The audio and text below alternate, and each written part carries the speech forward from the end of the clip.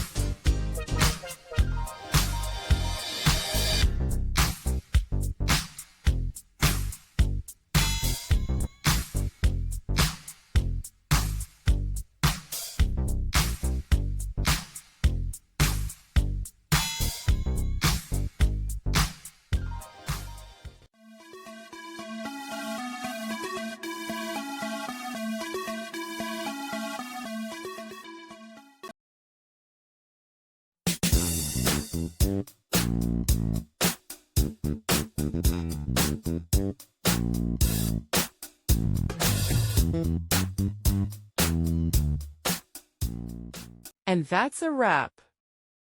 I hope you found the answer you were looking for. If you did, take a second to hit that subscribe button. It really helps out. And let me know in the comments which solution worked best for you. See you next time in the debug zone.